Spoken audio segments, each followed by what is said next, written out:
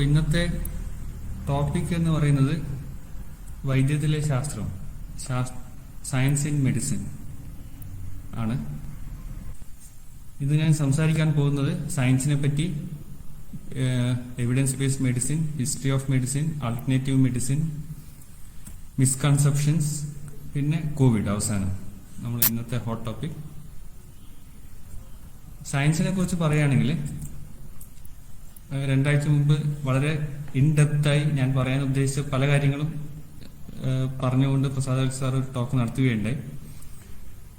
Science objective truth ആണ്, പിന്നെ അതിൽ സബ്ജക്റ്റിവിറ്റി എടുത്തു കളഞ്ഞ് science is truth and the way of finding the truth. സത്യം എന്താണെന്ന് കണ്ടുപിടിക്കുന്ന ഒരു വൃത്തിയാണ്, ഒരു പ്രവൃത്തിയാണ് സയൻസ്. അതിൽ സബ്ജക്റ്റിവിറ്റി എടുത്തു കളയുന്നു. എന്തുകൊണ്ട് നമ്മൾ ഈ സബ്ജക്റ്റിവിറ്റി എടുത്തു കളയുന്നു? നമ്മൾ ഏറ്റവും വിശ്വസിക്കാൻ പറ്റാത്ത ഒരു, നമ്മുടെ സയൻസിന്റെ പ്രോസ്പെക്റ്റീവ് വന്നാൽ വിശ്വസിക്കാൻ പറ്റാത്ത ഒരു സാധനമാണ് നമ്മുടെ ബ്രെയിൻ. നമ്മുടെ ബ്രെയിനിന് നമുക്ക് മുമ്പിൽ, കാഴ്ചക്ക് മുമ്പിൽ വെച്ച് തരുന്നത് ഒരു മായാലോകമാണ്. ശരിയായ നമ്മൾ ഈ വിഷന്റെ കാര്യം എടുത്താൽ നമ്മൾ കാണുന്ന അതേപടി നമ്മുടെ ബ്രെയിനിൽ വീഴല്ല. നമ്മുടെ ബ്രെയിൻ ഒരു റിയാലിറ്റി, അല്ലെങ്കിൽ ഒരു നമ്മുടെ വിഷന്റെ കാര്യം എടുത്താൽ ഒരു സീൻ നമ്മുടെ ബ്രെയിനിന്റെ ഉള്ളിൽ, നമ്മുടെ സ്ക്രീൻ എന്ന് പറയുന്ന സ്ഥലത്ത് നമ്മുടെ ബ്രെയിൻ സിന്തസൈസ് ചെയ്യാണ്. അത് പലപ്പോഴും ഔട്ട്സൈഡ് റിയാലിറ്റി ആയിട്ട് യോജിക്കണമെന്നില്ല. നമുക്ക് വിഷന് കുറേയൊക്കെ ലിമിറ്റേഷൻസ് ഉണ്ട്. നമുക്ക് അൾട്രാവയലറ്റും ഇൻഫ്രാറെഡും ഒക്കെ കാണാൻ പറ്റില്ല. പക്ഷെ നമുക്ക് കാണുന്ന ഫ്രീക്വൻസി തന്നെ നമ്മളെല്ലാം കാണുന്നില്ല, ഇല്ലാത്ത സാധനവും കാണും. നമ്മുടെ ബ്രെയിൻ സിന്തസൈസ് ചെയ്യുന്നതുകൊണ്ടാണ് നമുക്ക് പലപ്പോഴും ഇല്യൂഷൻസ് നമ്മൾ കാണുന്നത്. പലതരത്തിലുള്ള പാറ്റേൺസ് ഒക്കെ കാണുമ്പോഴും നമ്മൾ ഇല്യൂഷൻസ് കാണാറുണ്ട്. അപ്പൊ നമുക്ക് ബ്രെയിൻ വെച്ച് തരുന്നത് ശരിയായ റിയാലിറ്റി അല്ല, അത് സിന്തസൈസ് ചെയ്ത ഒരു റിയാലിറ്റിയാണ്. അത് മാത്രമല്ല, അത് ഡിസ്റ്റോർട്ടഡ് ആണ്. നമ്മൾ ബ്രെയിൻ പല വിധത്തിലും നമ്മളത് ഡിസ്റ്റോർട്ട് ചെയ്യും, നമ്മൾ കാറ്റഗറൈസ് ചെയ്യും. പിന്നെ നമുക്ക് പെർസ്പെക്റ്റീവ്, നമ്മൾ അടുത്തുള്ളത് കൂടുതൽ കളർഫുള്ളായും ദൂരമുള്ളത് കളർ കുറഞ്ഞായിരിക്കും. അത് നമുക്ക് പിന്നെ ഒരു ഇത് കാഴ്ചയിൽ മാത്രമല്ല, നമ്മളിപ്പോൾ നമുക്ക് അടുത്തുള്ള ആളുകൾക്ക് കൂടുതൽ പിന്നെ നാനാവിധങ്ങളായ റിയാലിറ്റി ക്യാരക്ടേഴ്സ് ഉള്ളതായും നമ്മളിൽ നിന്ന് അകന്നവര് യൂണിഫോം ആയിട്ടുള്ള ഒരേപോലെ ഉള്ളവരും ആയിട്ടും ഒക്കെ നമുക്ക്, നിങ്ങൾക്കറിയാം, ജീനോസൈഡിന്റെ ഒരു സ്റ്റെപ്പാണ് എലിയനേഷൻ. നമ്മളുമായിട്ട് ദൂരമുള്ള, നമുക്ക് ഒരു അകലുള്ളവരായിട്ട് അവരെ ചിത്രീകരിക്കാം. അപ്പൊ നമ്മുടെ ബ്രെയിൻ നമ്മുടെ മനസ്സിൽ ഉണ്ടാക്കുന്ന പലതരം ഇല്യൂഷൻസും ഒക്കെ ഇതിൽപ്പെടും. അതുകൊണ്ട് നമുക്ക് സബ്ജക്റ്റീവായി നമ്മൾ ട്രൂത്ത് അനലൈസ് ചെയ്യാൻ പോയാൽ നമുക്ക് ശരിയായ ട്രൂത്ത് കാണുന്നില്ല. അപ്പൊ നമ്മൾ കാണുന്ന ട്രൂത്ത് ഒഴിവാക്കി ഒബ്ജക്റ്റീവായിട്ടുള്ള ട്രൂത്ത് കണ്ടുപിടിക്കുന്ന ഒരു പ്രയാണമാണ് സയൻസ്. പിന്നെ വേറൊരു കാര്യം സയൻസിനെ പറ്റി പറഞ്ഞുള്ളത്, ശാസ്ത്രം നല്ലതിന്, ശാസ്ത്രം മനുഷ്യ പുരോഗതിക്ക്, മനുഷ്യ നന്മയ്ക്ക് എന്നൊക്കെ നമുക്ക് എപ്പോഴും പറയാറുണ്ട്. പക്ഷെ ശാസ്ത്രത്തിന്, അല്ലെങ്കിൽ സത്യത്തിന്, അല്ലെങ്കിൽ യൂണിവേഴ്സിന് അങ്ങനെയൊന്നും ഒരു ഉദ്ദേശമില്ല. യൂണിവേഴ്സില് നല്ലതോ മോശമൊന്നുമില്ല. ഒരു പിന്നെ സിംഹം ഒരു മാനെ പിടിക്കാൻ ഓടുന്നു, അത് മാന ഓടിപ്പോകുന്നു, സിംഹത്തിന് കിട്ടുന്നില്ല. അത് ഒരാളുടെ നന്മ, ഒരാളുടെ അന്നത്തെ മോശം. ശാസ്ത്രം അതുപോലെ തന്നെയാണ്. അതിന് പിന്നെ ഉദ്ദേശങ്ങളോ നന്മയോ ഒന്നുമില്ല. അതൊക്കെ നമ്മുടെ ഭാവനകളാണ്, നമ്മുടെ വിൽഫുൾ തിങ്കിങ് ആണ്. പിന്നെ ശാസ്ത്രം നമുക്ക് നമ്മുടെ നന്മക്ക് യൂസ് ചെയ്യാം, മോശം കാര്യത്തിന് യൂസ് ചെയ്യാം. അത് നമ്മുടെ വിവേചനവും നമ്മുടെ സെൻസും ഒക്കെ അനുസരിച്ചിരിക്കും. അത് നമ്മളത് മോശം കാര്യത്തിന് യൂസ് ചെയ്താൽ അത് സയൻസിന്റെ കുഴപ്പമല്ല, നമ്മുടെ കുഴപ്പമാണ്. ഇനി വൈദ്യത്തിൽ, മെഡിസിനിൽ സയൻസ് എങ്ങനെ യൂസ് ചെയ്യുന്നു? ചുരുക്കത്തിൽ പറഞ്ഞാൽ scientific medicine evidence based medicine ആണ്. ഈ എവിഡൻസ് ബേസ്ഡ് മെഡിസിൻ എന്ന സംഭവം കുറെ നാളായിട്ടൊന്നുമില്ല. വെറും 25 കൊല്ലങ്ങളോളം, 30 കൊല്ലങ്ങളോളം മുമ്പ് 1992 കോയിൻ ചെയ്ത ടേമാണ് എവിഡൻസ് ബേസ്ഡ്, തെളിവുകളെ അടിസ്ഥാനമാക്കിയുള്ള മെഡിസിൻ. അതിൽ വളരെ സിമ്പിളാണ്. നമ്മൾ സാധാരണ പിന്നെ എന്താ പലരുടെയും ധാരണ മോഡേൺ മെഡിസിൻ ശാസ്ത്രീയമാവുന്നത് പിന്നെ അതിൽ കുറെ ബേസിക് സയൻസസ്, അനാട്ടമി, മൈക്രോബയോളജി, സൂക്ഷ്മ അണുക്കളെ പറ്റിയുള്ള വിവരങ്ങൾ, അതുപോലെ ജെനറ്റിക്സ്, അത് അങ്ങനെയുള്ള ബേസിക് സയൻസസിനെ പറ്റി നമുക്കുള്ള അറിവുകൾ ഉള്ളത് കൊണ്ടാണ് സയന്റിഫിക്. അങ്ങനെയല്ല, എവിഡൻസ് ബേസ്ഡ് മെഡിസിനിൽ ഒന്നേ ചെയ്യുന്നുള്ളൂ, നമ്മൾ വൈദ്യത്തിൽ ചെയ്യുന്ന കാര്യങ്ങൾ, അത് മെഡിസിൻ ആവട്ടെ, മരുന്നാവട്ടെ, ഡയഗ്നോസ്റ്റിക് മൊഡാലിറ്റി ആവട്ടെ, നമ്മൾ എന്ത് വെച്ച് കണ്ടുപിടിക്കുന്നു എന്താവട്ടെ, അസുഖം എങ്ങനെയുണ്ട് എന്നുള്ള അറിവുകളാകട്ടെ, പിന്നെ നമ്മൾ ആളുകളെ റാൻഡമൈസ് ചെയ്ത് അവരിൽ പരീക്ഷിക്കുന്നു. ഒരു ഗ്രൂപ്പിൽ മെഡിസിൻ കൊടുക്കുന്നു, വേറെ ഗ്രൂപ്പിൽ കൊടുക്കുന്നില്ല. അത് റാൻഡമൈസ് ചെയ്യുന്നത് നമ്മൾ ബയാസ് ഒഴിവാക്കാനും മറ്റുള്ള പലതരത്തിലുള്ള ബയാസുകളെ ഒഴിവാക്കാനും ഒക്കെയാണ്. അപ്പോൾ ആളുകളിൽ ഒരു 100 ആളുകളിൽ മെഡിസിൻ കൊടുക്കുന്നു, 100 ആളുകളിൽ പ്ലാസിബോ. അവർക്ക് അറിയുന്നില്ല എന്താണ് അവർക്ക് കിട്ടിയത്. ഇത് കൊടുക്കുന്ന ആളിനും അറിയില്ല മരുന്നാണോ കൊടുത്തത്, പിന്നെ പ്ലാസിബോ ആണ് കൊടുത്തത്. അതുപോലെ അത് അനലൈസ് ചെയ്യുന്ന ആൾക്കും അറിയില്ല ഇത് ഏത് ഗ്രൂപ്പിൽപ്പെട്ട ആള്. അങ്ങനെയുള്ള കമ്പ്യൂട്ടറൊക്കെ വെച്ചിട്ടുള്ള റാൻഡമൈസേഷൻ, കമ്പ്യൂട്ടർ ഇല്ലാണ്ടും ഇത് റാൻഡമൈസേഷൻ പറ്റും. അങ്ങനെയൊക്കെ നടത്തി ഒബ്ജക്റ്റീവായി നമുക്ക് തെളിവ് കിട്ടുമ്പോഴാണ് അത് എവിഡൻസ് ബേസ്ഡ് മെഡിസിൻ ആവുന്നത്. ഇവിടെയും പിന്നെ കുറെ ഒരു സ്റ്റഡി തന്നെ വേണമെന്നില്ല, കുറെ സ്റ്റഡികൾ കമ്പൈൻ ചെയ്ത് മെറ്റാ അനാലിസിസ് നടത്തും. അതിന് ഒരു സ്റ്റഡിയേക്കാളും കൂടുതൽ പവർ കിട്ടും. അത് അങ്ങനെ ഈ റാൻഡമൈസ് കൺട്രോൾ ട്രയൽസും മെറ്റാ അനാലിസിസും ഒക്കെ വെച്ച് തെളിവുകളുടെ അടിസ്ഥാനത്തിലുള്ള സയൻസാണ് എവിഡൻസ് ബേസ്ഡ് മെഡിസിൻ അല്ലെങ്കിൽ സയന്റിഫിക് മെഡിസിൻ. അതിന് മോഡേൺ മെഡിസിൻ എന്നാണ് ഇപ്പോൾ സാധാരണ എല്ലാവരും വിളിക്കാറ്. അതിനോട് എനിക്ക് നല്ല വിയോജിപ്പുണ്ട്. അത് മോഡേൺ ആയാലും പുതിയതായാലും പഴയതായാലും ഒരു കാര്യം സത്യമാണെങ്കിൽ ഇറ്റ് ഈസ് സയൻസ്. അതിൽ മോഡേൺ എന്നുള്ള ഒരു വാക്കിന്റെ ആവശ്യമില്ല. പുതിയത് നല്ലത്, പഴയതൊക്കെ തെറ്റാണ്, അങ്ങനെയുള്ള കാര്യങ്ങളൊന്നുമില്ല. നമ്മൾ എങ്ങനെ സത്യം കണ്ടുപിടിച്ചാലും അത് സയൻസിന് ഭാഗമായിരിക്കണം. പിന്നെ സയന്റിഫിക് മെഡിസിൻ എന്തല്ല, it is just evidence based medicine and it's not logic based medicine or experience based medicine. പലരും പിന്നെ ഇപ്പോൾ ഫേസ്ബുക്കിലും ഒക്കെ ചോദിക്കാറുണ്ട് ഇതിന്റെ ശാസ്ത്രീയത എന്ത്, പിന്നെ ഇത് കഴിച്ചാൽ തടിക്കുമോ, ഇതിന്റെ ശാസ്ത്രീയത എന്ത്, അല്ലെങ്കിൽ എന്തുകൊണ്ട് അത് അശാസ്ത്രീയമാക്കുന്നു, പിന്നെ ഇപ്പോൾ ഗ്രീൻ ടീ കഴിച്ചാൽ നല്ലതാണ്, ഇതെങ്ങനെ? അപ്പൊ ഗ്രീൻ ടീ നമ്മുടെ ശരീരത്തിൽ കയറി എവിടെയൊക്കെ പ്രവർത്തിക്കുന്നു, അതിന്റെ ഫിസിയോളജി എന്ത്, അതിന്റെ ബയോകെമിസ്ട്രി എന്ത്, അതൊക്കെ അറിഞ്ഞിട്ടാണോ ഇത് ശാസ്ത്രീയമാണ് എന്ന് തീരുമാനിക്കുന്നത്? അല്ല. നിങ്ങൾ ഗ്രീൻ ടീ 100 പേർക്ക് കുടിക്കാൻ കൊടുക്കുന്നു, അതുപോലുള്ള വെറും കളേർഡ് ഫ്ലൂയിഡ്, അത് മനസ്സിലായി വരുന്നത് ഗ്രീൻ ടീ ആണോ അല്ലയോ എന്ന്. മറ്റ് കുറച്ച് പേർക്ക് കൊടുക്കുന്നു, എന്നിട്ട് ഇവർ 2 ഗ്രൂപ്പിലും വാച്ച് ചെയ്യുന്നു. നിങ്ങൾക്ക് എന്താണ് റിസൾട്ട് വേണ്ടത്, തടി കുറയാണോ വേണ്ടത്, അല്ലെങ്കിൽ അതിന്റെ സൈഡ് എഫക്ട്സ് അറിയാണോ വേണ്ടത്? ഈ 2 ഗ്രൂപ്പിൽ നിങ്ങൾ നിരീക്ഷിക്കുന്നു. ഇതിന് തമ്മിലുള്ള വ്യത്യാസം നോക്കി നിങ്ങൾ ഗ്രീൻ ടീ നല്ലതാണോ, വേണ്ടതാണോ, മരുന്നാണോ എന്നതൊക്കെ നിരീക്ഷിക്കുന്നു. പിന്നെ അത്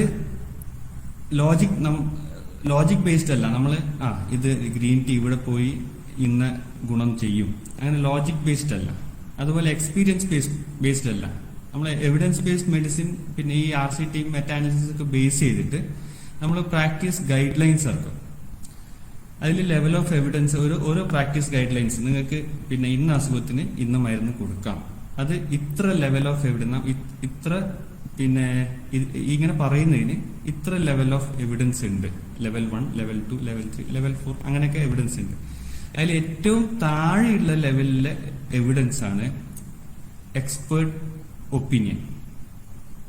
ഈ മരുന്ന് കൈയാളുന്ന ഈ ഫീൽഡിലുള്ള ഏറ്റവും എക്സ്പേർട്സ് ആയിട്ടുള്ള ലോകത്തിലെ ആൾക്കാരുടെ ഒപ്പീനിയൻ, അഭിപ്രായം, അവരുടെ എക്സ്പീരിയൻസ്, നിങ്ങൾ എന്തും പറയാതെ അതിന് ഏറ്റവും താഴെയുള്ള വാല്യൂ കൊടുക്കുന്നുള്ളൂ. പിന്നെ നോൺ റാൻഡമൈസ്ഡ് ട്രയൽസ്, അത് കുറെയൊക്കെ അതിന് ഇതുണ്ട്, ക്രൈറ്റീരിയാസ് ഉണ്ട്. നോൺ റാൻഡമൈസ്ഡ് സ്റ്റഡീസ്, അതിന് റാൻഡമൈസേഷൻ ശരിക്കും ചെയ്യാൻ പറ്റിയിട്ടില്ലാത്ത സ്റ്റഡീസ്, അല്ലെങ്കിൽ അങ്ങനെ സാധ്യമല്ലാത്ത കാര്യങ്ങൾ, ചിലത് അത് പറ്റില്ല, റാൻഡമൈസ് ചെയ്യാൻ പറ്റില്ല. പിന്നെ റാൻഡമൈസ് സ്റ്റഡീസ്, പിന്നെ മെറ്റാ അനാലിസിസ് ആൻഡ് റിവ്യൂസ്. അങ്ങനെ ഏത് ലെവലിലുള്ള എവിഡൻസ് ആ ഒരു കാര്യത്തിന്, ആ ഒരു ഡ്രഗിനോ, ആ ഒരു പ്രാക്ടീസിനോ, ആ ഒരു ശാസ്ത്രീയ അറിവിനോ ഏത് ലെവലിലുള്ള എവിഡൻസ് ഉണ്ട് എന്ന് നോക്കി ഇതിന് പിന്നെ പ്രാക്ടീസ് ഗൈഡ് ലൈൻസ് ഉണ്ട്. അപ്പം എവിഡൻസ് ബേസ്ഡ് മെഡിസിനിൽ എക്സ്പേർട്ട് ഒപ്പീനിയന് അല്ലെങ്കിൽ ഒരു ഡോക്ടറുടെ എക്സ്പീരിയൻസിന് അതിൽ ഏറ്റവും താഴത്തെ വിലയാണുള്ളത്, ഏറ്റവും കുറഞ്ഞ വിലയാണുള്ളത്. പിന്നെ അത് it's not experience based medicine, it is not logic based medicine, it is evidence based medicine. ഇനി വൈദ്യം അല്ലെങ്കിൽ മെഡിസിന്റെ ഹിസ്റ്ററിയിലേക്ക് വരാം. വൈദ്യത്തിന്റെ ഹിസ്റ്ററിയിലേക്ക് പോകണമെങ്കിൽ നമ്മൾ സാധാരണ കേൾക്കാറുണ്ട് 5000 കൊല്ലം പഴക്കമുള്ള മെഡിസിനാണ്, വൈദ്യമാണ്, അങ്ങനെയൊക്കെ. വൈദ്യം 5000 അല്ല, 10,000 അല്ല, 1,00,000 അല്ല, വളരെ മുമ്പ് തന്നെ പല ജീവികൾക്കും ജന്തുക്കൾക്കും ഒക്കെ അവർക്ക് വയറുവേദനയോ എന്തെങ്കിലും അസുഖം വന്നാൽ എന്ത് കഴിക്കണം, എന്ത് കഴിച്ചുകൂടാ എന്നുള്ള ഒരു ഇൻസ്റ്റിങ്ക്റ്റീവ് ഫീൽ ഉണ്ട്.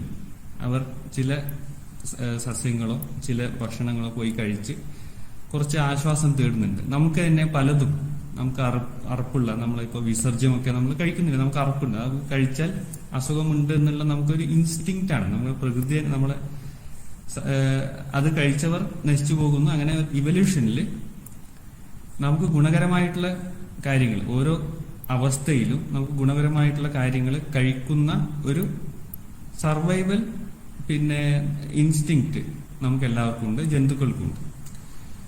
പിന്നെ നമ്മളെ സിവിലൈസേഷനും ഒക്കെ ഉണ്ടാവുന്നതിന് ഒരു 10,000 കൊല്ലം മാത്രമായിട്ടുള്ളൂ സിവിലൈസേഷനൊക്കെ വരാൻ തുടങ്ങിയിട്ട്. അതിന് മുമ്പ് തന്നെ നൊമാഡ്സ് ആയിട്ട്, ഹണ്ടർ ഗാദേഴ്സ് ആയിട്ട് ജീവിക്കുമ്പോൾ തന്നെ 10,000-30,000 കൊല്ലം മുമ്പ് കിട്ടിയ ഫോസിലുകളിൽ പിന്നെ ചെടിയുടെ കൂട്ടുകൾ അവരുടെ ബെൽറ്റിൽ കെട്ടിവെച്ച, അന്നേരം തുകലിന്റെ ബെൽറ്റൊക്കെ ആയിരിക്കും, അത് അതിലൊക്കെ കെട്ടിവെച്ച തെളിവുകൾ കിട്ടിയിട്ടുണ്ട്. അപ്പൊ അവർ ഈ സസ്യങ്ങൾ, ആ സസ്യങ്ങളുടെ പിന്നെ ഇത് ഉള്ള മരുന്നിന്റെ ഗുണമുള്ള സസ്യങ്ങൾ അവിടെ ഇതിലൊക്കെ കിട്ടിയിട്ടുണ്ട്.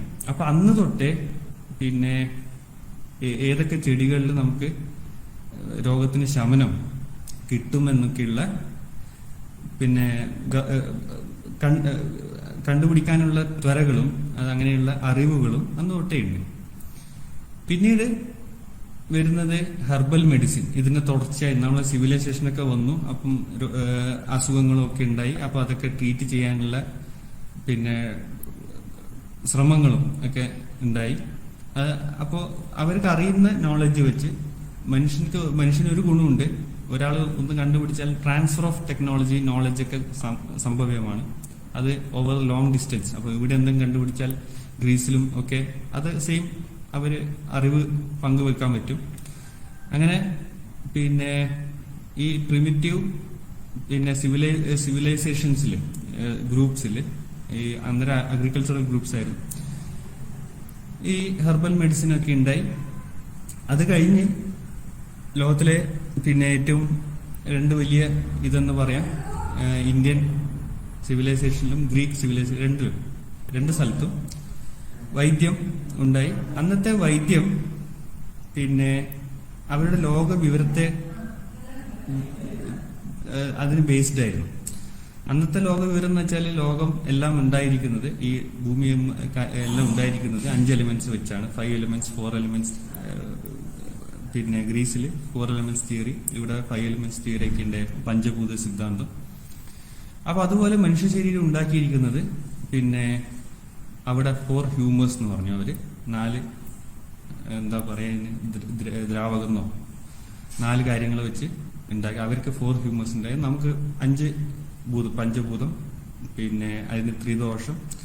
അപ്പൊ നമ്മുടെ ദേഹത്തുള്ള ഈ 4 എലിമെന്റ്സിന് ദോഷം സംഭവിക്കുമ്പോൾ ഉണ്ടാകുന്നതാണ് അസുഖങ്ങൾ. അത് ഓരോ ഇപ്പം ബ്ലാക്ക് ഹ്യൂമറിന്, ബ്ലാക്ക് ബൈലിന് ഉണ്ടാകുന്ന അസുഖം, പിന്നെ ഡിപ്രഷൻ, പിന്നെ എപ്പിലെപ്സി അല്ല ക്യാൻസർ, അങ്ങനെയൊക്കെ ഉണ്ടാവും. അങ്ങനെയൊക്കെയുള്ള ഒരു ഉദാഹരണം പറഞ്ഞാണ് അങ്ങനെയൊക്കെയുള്ള തിയറികൾ.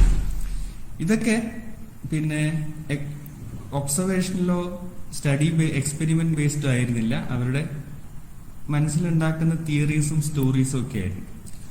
അപ്പൊ അതാണ് പിന്നെ അന്നത്തെ മെയിൻ പോരായ്മയായിട്ടുണ്ടായിരുന്നത്. പക്ഷെ അവര് they had lot of knowledge. അവര് അങ്ങനെ എല്ലാം തള്ളിക്കളയാൻ പറ്റില്ല. അവര് ആര് പറഞ്ഞതായാലും നമ്മളത് തെളിവുകൾ നോക്കി അത് പിന്നെ അതിൽ ശരിയുണ്ടോ എന്ന് നോക്കിയതിനു ശേഷം മാത്രമേ തള്ളിക്കളയാവൂ. അതാണ് സയന്റിഫിക് ശാസ്ത്രീയത, സയന്റിഫിക് മെത്തേഡ്. ഗ്രീസിൽ 2 വലിയ പിന്നെ പേരുണ്ടായിരുന്നു, ഹിപ്പോക്രാറ്റസും ഗാലനും. അതുപോലെ ഇന്ത്യയിലും 2 പേരുകേട്ട വലിയ ആൾക്കാരുണ്ടായിരുന്നു, സുശ്രുതനും ചരകനും. ഇവർ കുറെയൊക്കെ ചെയ്തു. പല അസുഖങ്ങളെ പറ്റി ഇവർക്ക് അറിയാമായിരുന്നു, അതിന്റെ ട്രീറ്റ്മെന്റും അതിന് കുറെയൊക്കെ അറിയാമായിരുന്നു. വെറുതെ തള്ളിക്കളയുന്നതല്ല. പിന്നെ പക്ഷെ അതിൽ കുറെയൊക്കെ എറേഴ്സ് ഉണ്ടായിരുന്നു. ആയുർവേദത്തിൽ അന്ന് ചരക സംഹിതയിൽ സുശ്രുത സംഹിതയിൽ എഴുതിയിരിക്കുന്നതാണ് പിന്നെ ഡയബറ്റീസ് ഉണ്ടാകുന്നത് കിഡ്നിയുടെ അസുഖമാണ്. അപ്പൊ അതിന് ട്രീറ്റ്മെന്റ് ഇല്ല. അത് വന്നാൽ 1-2 കൊല്ലത്തിനുള്ളിൽ അടിച്ചു പോകും. കാരണം അവര് ലേറ്റ് ഡയഗ്നോസിസ് ആണ്. കാരണം മൂത്രം ടേസ്റ്റ് ചെയ്തിട്ടാണ് അന്ന് ഡയബറ്റീസിന്റെ ഡയഗ്നോസിസ്. അപ്പോൾ അത്രയൊക്കെ ലേറ്റ് സ്റ്റേജിൽ വന്നാൽ വലിയ ആയുസില്ല. മാത്രമല്ല എപ്പോഴും ഡയബറ്റീസ് കണ്ടുപിടിച്ചാലും അതിന് ട്രീറ്റ്മെന്റ് ആയിട്ടുള്ളത് അന്ന് ഉണ്ടായിരുന്നില്ല. അപ്പൊ അത്രയൊക്കെ തെറ്റായിട്ടുള്ള, അതുപോലെ വേറൊരു തെറ്റായ അന്നത്തെ നോഷനായിരുന്നു ബ്ലഡ് സർക്കുലേഷൻ അറിയില്ല. നമ്മൾ എടുത്ത ശ്വാസം പിന്നെ ബോഡിയുടെ ഓരോ അവയവങ്ങളിൽ എത്തുന്നത് നമ്മുടെ ശരീരത്തിൽ എല്ലാ സ്ഥലത്തും ഡിഫ്യൂസ് ചെയ്ത് പോയിട്ടാണ് എന്നുള്ള ഒരു ഇതായിരുന്നു. നമ്മളെ പ്രാണികളുടെയൊക്കെ ഇൻസെക്ട്സിന്റെ ശരീരമുണ്ട്. അവർക്ക് ഈ എയർ പോകുന്ന ട്യൂബ്, അവര് പിന്നെ ശ്വാസം കഴിച്ചാൽ ആ ശ്വാസം ഉള്ളിൽ ട്യൂബ്സിൽ ശരീരത്തിൽ മൊത്തം പടർന്നു കിടക്കുന്ന പിന്നെ ഈ ട്യൂബ്സിന്റെ വ്യൂഹമുണ്ട്. അതിലൂടെയാണ് അവർക്ക് ഈ പോകുന്നത്, ബ്ലഡിലൂടെയല്ല. അതുപോലെ ഒക്കെയാണ് നമ്മുടെ ശരീരത്തെ പറ്റിയുള്ള അവരുടെ പിന്നെ ധാരണകൾ ഉണ്ടായത്. അത് ഒബ്വിയസ്ലി ഇന്ന് നമുക്കറിയാം. ബ്ലഡ് സർക്കുലേഷൻ, നമ്മളെ ശ്വാസം ഇവിടെ ലങ്സ് വരെയുള്ളൂ. അവിടുന്ന് അത് ഗ്യാസസ് രക്തത്തിലേക്ക് പോകുന്നു. രക്തം ശരീരത്തിൽ മൊത്തം സർക്കുലേറ്റ് ചെയ്യുന്നു. അപ്പൊ അത്രയും വേറൊന്ന് ഉദാഹരണം പറയാം. പിന്നെ നമ്മുടെ ബുദ്ധി, ഇന്റലിജൻസ്, ഇമോഷൻസ് ഒക്കെ എവിടെയാണ്? പലരുടെയും ധാരണ, ഈവൻ വൈദ്യത്തിന്റെയും പ്രഗത്ഭരായ ഡോക്ടേഴ്സിന്റെയും ധാരണ ഹാർട്ടിലായിരുന്നു. ഇന്ന് നിങ്ങൾ ചിരിച്ചേക്കാം, ഇത്രയും അറിയാത്ത ആൾക്കാരായിരുന്നു. പക്ഷെ അന്നത്തെ അവസ്ഥയിൽ പിന്നെ അത് വലിയ തെറ്റ് പറയാനാവില്ല ഒരു കാര്യത്തിൽ. വായിച്ച് അറിഞ്ഞിട്ടുള്ളത് പിന്നെ ഗ്രീസിലൊക്കെ ലൈവായിട്ട് ഈ ശിക്ഷക്കൊക്കെ വിധിച്ച ആൾക്കാരെ ലൈവായി മുറിച്ച് ഉള്ള പഠനങ്ങളിലാണ് അവർ അറിഞ്ഞത് പിന്നെ ഇന്റലിജൻസ്, ലിംസ് ഒക്കെ മൂവ് ചെയ്യുന്നത് ഹാർട്ട് മൂലമല്ല ബ്രെയിൻ മൂലമാണ് എന്നൊക്കെ. അപ്പൊ അതൊക്കെ അങ്ങനെയൊക്കെയുള്ള അറിവ് വന്നു. പിന്നീട് കാലം കഴിഞ്ഞപ്പോൾ അറബ് ലോകത്തും കുറെ പ്രഗത്ഭരായ അവിസന്ന എന്നൊക്കെയുള്ള ഡോക്ടേഴ്സ് ഒക്കെ ഉണ്ടായിരുന്നു. അവരും പിന്നെ ഇതിന് അറിവുകൾക്ക് കുറെയൊക്കെ അറിവുകൾ ഉണ്ടാക്കിയിട്ടുണ്ട്. 15ാം 16ാം 17ാം നൂറ്റാണ്ടിലൊക്കെ വന്നപ്പോൾ പിന്നെ അപ്പോഴേ കെമിസ്ട്രി ഒക്കെ കുറെ പുരോഗമിച്ചു. കുറെ ആൽക്കലീസും പിന്നെ മെറ്റൽസും ആസിഡ്സും ഒക്കെ അവർക്ക് അറിവായി. ഈ ആൽക്കമിസ്റ്റ് എന്നൊക്കെ പറയുന്ന ആൾക്കാരുണ്ടായി. അപ്പോഴ് പിന്നെ മരുന്നുകളായി ഉപയോഗിക്കുന്നത് പലപ്പോഴും ഈ കെമിക്കൽസ് ആയിരുന്നു, ആസിഡ്, ആൽക്കലി, മെറ്റൽസ് അങ്ങനെയൊക്കെയുള്ളത്. ഇന്ന് നമുക്ക് പിന്നെ അതൊരു ഭയം ഉളവാക്കിയേക്കാം. പക്ഷെ അവർക്ക് അന്നത്തെ ഒരു നോവൽറ്റി ആയിരുന്നു. പിന്നെ അന്ന് ഒരു പതിവായി ഉണ്ടായിരുന്ന രോഗമായിരുന്നു സ്കർവി. ആദ്യമായിട്ടൊരു എക്സ്പെരിമെന്റൽ സ്റ്റഡി. സ്കർവി എന്ന് പറഞ്ഞാൽ വളരെ ഈ കപ്പലിൽ പോകുന്ന ആൾക്കാർക്ക് ഉണ്ടാകുന്ന വളരെ ഒരു കപ്പലിൽ പോയ ഒരു 30% ആൾക്കാർക്കൊക്കെ അന്ന് സ്കർവി പിടിപെട്ട് മരണം സംഭവിക്കുമായിരുന്നു. അത്രയും ഒരു പിന്നെ പേടിക്കാനുള്ള ഒരു അസുഖമായിരുന്നു സ്കർവി. അപ്പൊ ജെയിംസ് ലിൻഡ് എന്നുള്ള ഒരു നാവികൻ ഇതിന് പിന്നെ ഒരു എങ്ങനെ ചികിത്സിക്കാന്നുള്ളൊരു ശരിയായ ഒരു എക്സ്പെരിമെന്റ് നടത്തി. ഇന്ന് നമ്മൾ പലപ്പോഴും ഡ്രഗ് ടെസ്റ്റിങ്ങിനൊക്കെ ഒരു പേടിക്കാറുണ്ട്. അയാള് ശരിക്കും പിന്നെ ഒരു എക്സ്പെരിമെന്റ് നടത്തി 12 പേർക്ക് അതിൽ 6 ഗ്രൂപ്പ്സ് ആക്കി. ഒരു ഗ്രൂപ്പിന് ഒരു സാധനം കൊടുത്തു, ഒരു ആസിഡ് കൊടുത്തു, മറ്റേതിന് ഒരു മെറ്റൽ കൊടുത്തു, വേറെ ഗ്രൂപ്പിൽ അങ്ങനെ കൊടുത്തു. അവസാനത്തെ ഒരു ഗ്രൂപ്പിന് അയാള് 2 ഓറഞ്ചും ഒരു അങ്ങനെയുള്ള ഫ്രൂട്ട്സ് മാത്രം, സിട്രസ് ഫ്രൂട്ട്സ് കൊടുത്തു. നിങ്ങൾ ഇന്ന് ചിരിച്ചേക്കാം, അന്നത്തെ ഒരു പ്രകൃതിവാദിയായിരുന്നു ജെയിംസ് ലിൻഡനൊക്കെ. അന്ന് സാധാരണ ഉണ്ടായിരുന്ന എല്ലാ മരുന്ന് എന്ന് വിചാരിച്ചിരുന്ന കാര്യങ്ങള് പിന്നെ ഇതും കൊടുത്തു. ഒരു മിറാക്കുലസ്ലി ഈ ഫ്രൂട്ട്സ് കൊടുത്ത് സിട്രസ് ഫ്രൂട്ട്സ് മാത്രം ഡെയിലി ഈ 2 ഓറഞ്ചും ഒരു ലെമണും മറ്റാന്ന് തോന്നുന്നു, അങ്ങനെ കൊടുത്ത ആൾക്കാർ റിക്കവർ ചെയ്തു, മറ്റുള്ള ആൾക്കാർ ഡിറ്റോറിയേറ്റ് ചെയ്തു, പലരും മരിച്ചുപോയി.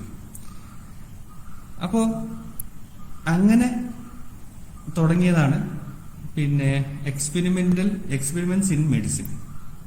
വേറൊരു എടുത്തു പറയാവുന്ന ഒരു എക്സ്പെരിമെന്റ് ആയിരുന്നു പിന്നെ ബ്ലഡ് ലെറ്റിങ്ങിനെ പറ്റി. ഈ എല്ലാ വൈദ്യത്തിലും, ഇന്ത്യയിലെയും പാശ്ചാത്യ രാജ്യങ്ങളിലെയും വൈദ്യത്തില് ഞാൻ നേരത്തെ പറഞ്ഞു ഈ ഹ്യൂമേഴ്സിന്റെ ദോഷം മൂലമാണ് അസുഖം എന്നുള്ള ധാരണയുണ്ടായിരുന്നു. അതിന് ചികിത്സയായിട്ട് അവര് കൽപ്പിച്ചത് ഇതിന് പർജിങ് ആണ്. ഈ ദോഷമുള്ള ഹ്യൂമേഴ്സ് ഒഴുക്കിക്കളയാം. അതിലൊന്ന് ഒഴുക്കിക്കളയുന്നത് ബ്ലഡാണ്. അത് ഇന്ത്യയിലുണ്ടായിരുന്നു. അട്ടയനെ കൊണ്ടൊക്കെ കടിപ്പിച്ച് ബ്ലഡ് എടുക്കുക. അപ്പം ബ്ലഡിലെ ടോക്സിൻ ഇപ്പോഴും നിങ്ങൾക്ക് കേൾക്കാം, ബ്ലഡ് പ്യൂരിഫൈ.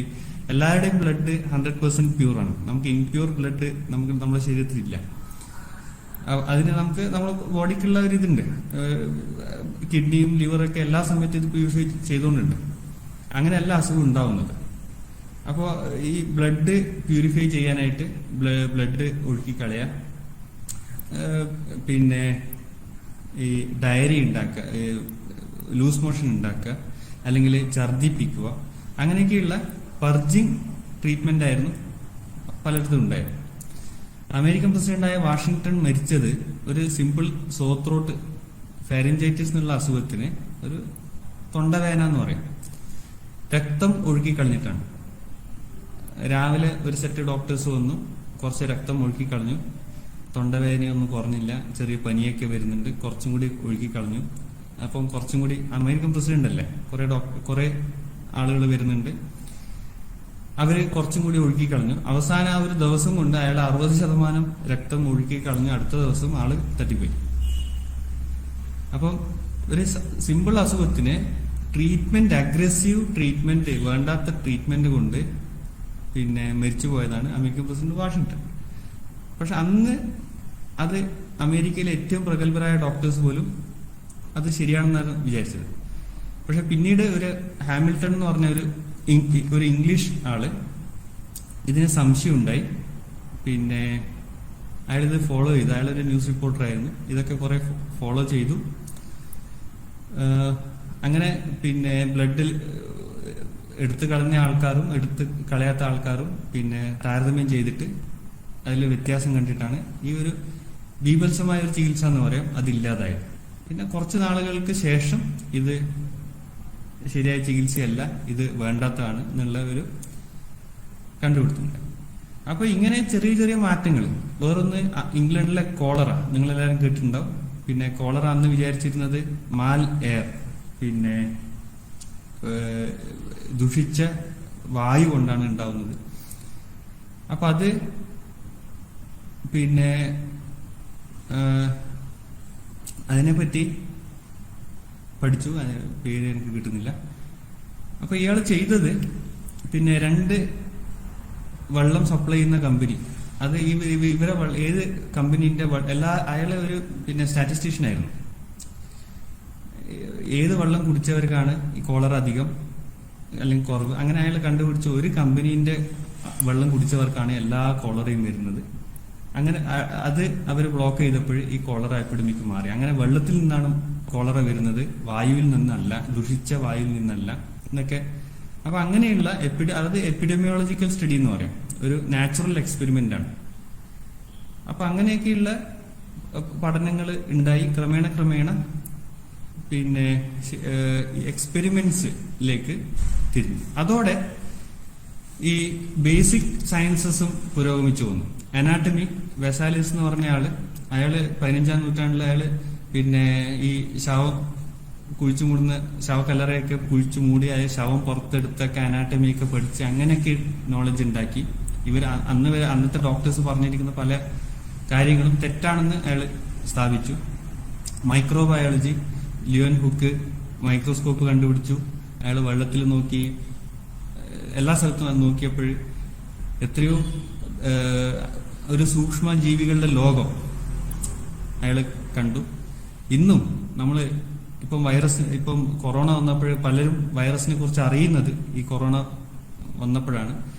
ഞാൻ പോലും പിന്നെ അതിനുശേഷം കുറേയധികം വൈറസിനെ കുറിച്ച് വായിക്കുകയും പുതിയ കുറേ കാര്യങ്ങൾ അതിനുശേഷം ഉണ്ടായി. ഒരു ഉദാഹരണം പറയാം. നമുക്ക് പിന്നെ നമ്മളെല്ലാവരും ധരിച്ചിരിക്കുന്നത് നമ്മളൊരു ട്രീ ഓഫ് ലൈഫാണ്. ഇവല്യൂഷൻ പിന്നെ ട്രീ ആയിട്ടാണ്. ഏറ്റവും മേലെ പഴയ ഏറ്റവും, അല്ലെങ്കിൽ ഏറ്റവും താഴെ പിന്നെ ഏറ്റവും പഴയത്. പിന്നെ അതിൽ നിന്ന് ബ്രാഞ്ച് ആയിട്ട് വരികയാണ്. ഒരു ബ്രാഞ്ചിൽ നിന്ന് മറ്റൊരു ബ്രാഞ്ചിലേക്ക് ചാടാൻ പറ്റില്ല ആയിരിക്കും. അപ്പോൾ ഡിസെൻഡൻസ്, നമ്മുടെ പൂർവികര് നമ്മൾ പോകുന്തോറും അതിന്റെ ഏറ്റവും താഴെയുള്ള ട്രങ്കിലെത്തുകയാണ്. പക്ഷെ വൈറസസ് പാരലൽ ഈ ജമ്പിങ് ഓഫ് ജീൻസ് സാധ്യമാക്കുന്നുണ്ട്. അപ്പോൾ ഒരു പിന്നെ സ്പീഷീസിൽ നിന്നും അൺറിലേറ്റഡ് ആയിട്ടുള്ള ഒരു സ്പീഷീസിലേക്ക് നമ്മൾ ഈ മാമൽസ് ഉണ്ടായത് തന്നെ, നമ്മളെ പ്ലാസന്റ എന്ന് പറഞ്ഞ സാധനം ഉണ്ടായത് തന്നെ വൈറസുകളുടെ ഒരു സംഭാവനയാണ്. അതുപോലെ നമ്മൾ ഓരോരുത്തരുടെയും ദേഹത്ത് പിന്നെ നമ്മുടെ കോശങ്ങൾ ഉള്ളത്ര തന്നെ ബാക്ടീരിയകളുണ്ട്. അത്ര തന്നെ നമ്മൾ ഒരു ഏകദേശം 1 ട്രില്യൺ കോശങ്ങൾ നമ്മളെ ദേഹത്തുണ്ട്.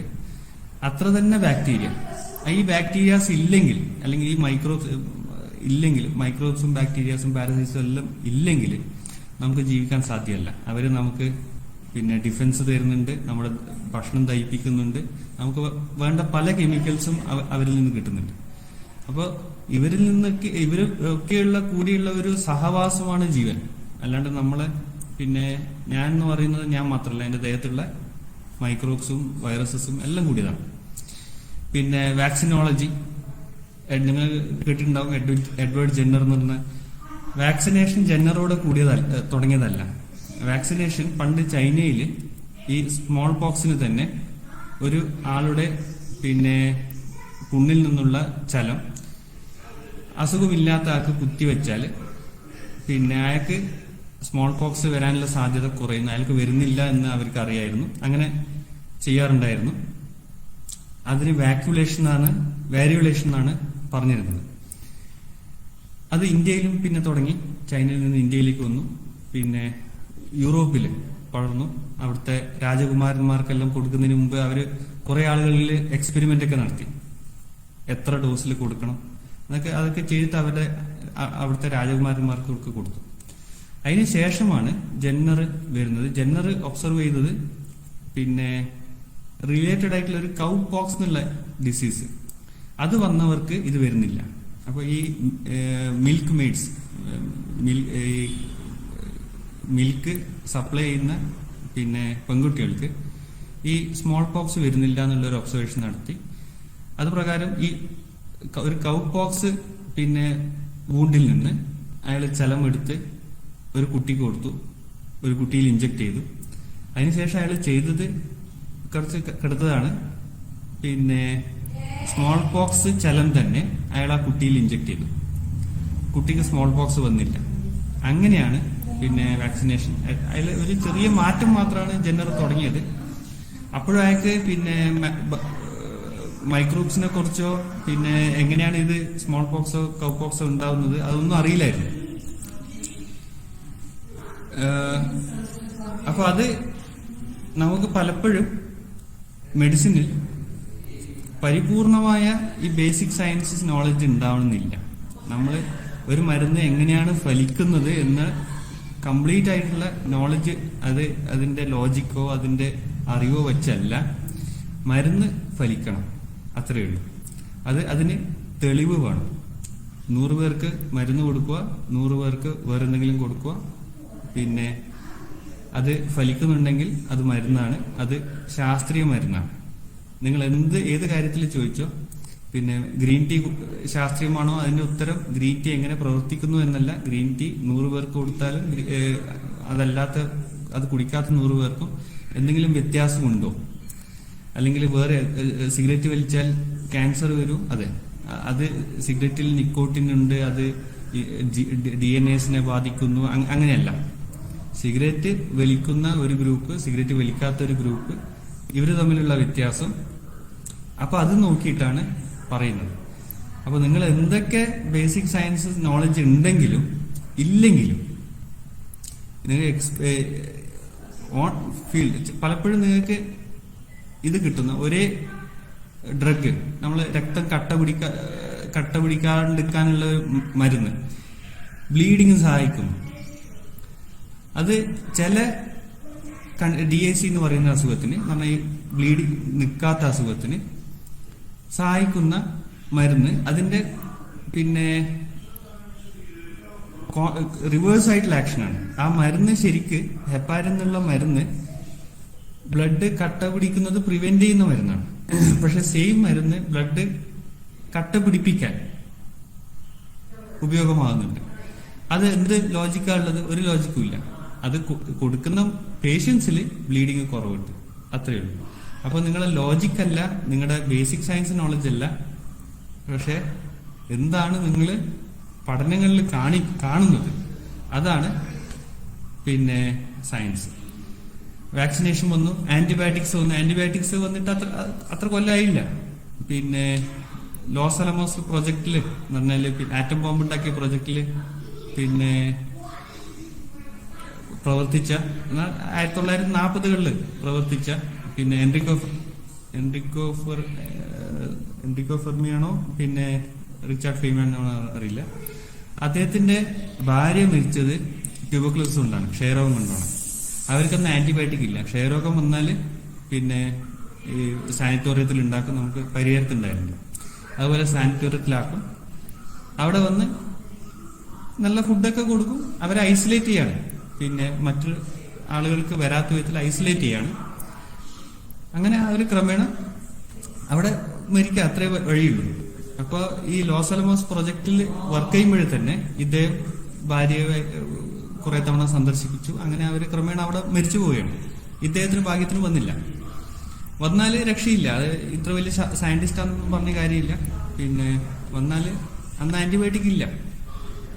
പക്ഷെ നമ്മൾ ഈ കുറഞ്ഞ കാലത്തിനുള്ളിൽ, അപ്പൊ നമുക്കൊരു അസുഖത്തിന് മരുന്നില്ലാതിരിക്കുന്ന വിഷമം അറിയുന്നത് വീണ്ടും ഇപ്പോഴായിരിക്കും. നമുക്കിപ്പോ കൊറോണ വന്നപ്പോഴും അതിന് ഇപ്പോഴത്തെ ആന്റിവൈറൽ ഡ്രഗ് അതിന് യേശുവില്ല. അപ്പൊ നമുക്കറിയാം അന്നത്തെ കാലത്ത് ഉള്ള വിഷമം നമ്മൾ അറിയുന്നത് ഇപ്പൊ കൊറോണ വന്നിട്ടായിരിക്കും. അതുപോലെ ജെനറ്റിക്സ് ഉണ്ടായി. ജെനറ്റിക്സും പിന്നെ DNA സ്ട്രക്ചർ കണ്ടുപിടിച്ചത് 1955ലാണ്.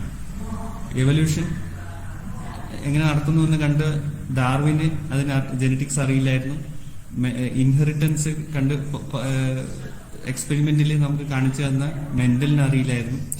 അവരുടെയൊക്കെ ഇൻഹെറിറ്റൻസിനെ പറ്റി ഡാർവിൻ വിശ്വസിച്ച ഒരു സ്പെർമിയോൾ എന്ന് പറഞ്ഞ ഒരു സാധനമുണ്ട്. അത് നമ്മളെ ബോഡിയിലെ ഓരോ കോശത്തു നിന്നും യോജിച്ച് സ്പേം ഉണ്ടാവുന്നു. അങ്ങനെ പിന്നെ ഇൻഹെറിറ്റൻസ് നടക്കുന്നു. അതൊരു അദ്ദേഹത്തിന്റെ ഭാവനയിലുള്ളത് ശരിക്കും ലാമാർക്കിനിസമായിരുന്നു. ശരിയായ മെന്റൽ പിന്നെ ഡാർവിൻസ് ആയിരുന്നില്ല അദ്ദേഹത്തിന്റെ ഈ മെക്കാനിസം.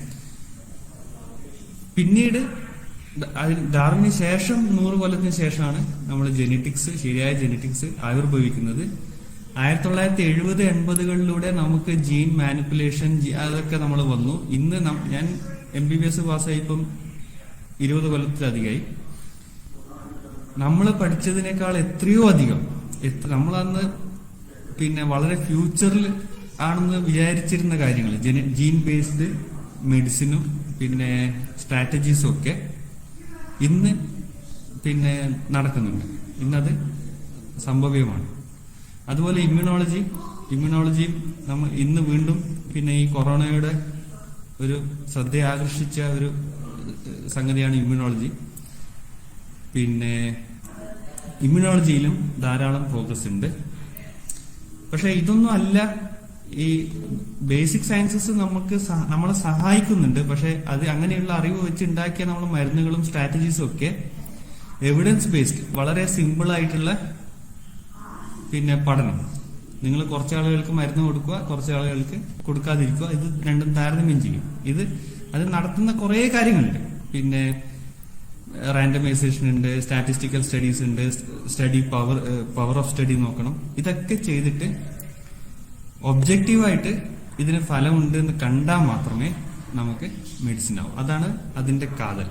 അത് ശാസ്ത്രീയത എന്ന് പറയുന്നതിന്റെ കാതല് വളരെ സിമ്പിളാണ്. അത് പിന്നെ അതിന്റെ എക്സ്പ്ലനേഷനോ ബേസിക് സയൻസസോ മൈക്രോസ്കോപ്പോ പിന്നെ MRI മെഷീനോ ഒന്നുമല്ല. ബേസിക് ഇത് പറഞ്ഞാൽ തെളിവ് എന്ന് പറയുന്നത് ഈ ശാസ്ത്രീയ പഠനമാണ്. ഇനി ആൾട്ടർനേറ്റീവ് മെഡിസിനിലേക്ക് വരാം. ആൾട്ടർനേറ്റീവ് നിങ്ങൾക്കറിയാം, പിന്നെ കുറെ ആയുർവേദം, ഹോമിയോപ്പതി, യുനാനി, അങ്ങനെയുള്ള കുറെ കാര്യങ്ങളുണ്ട്.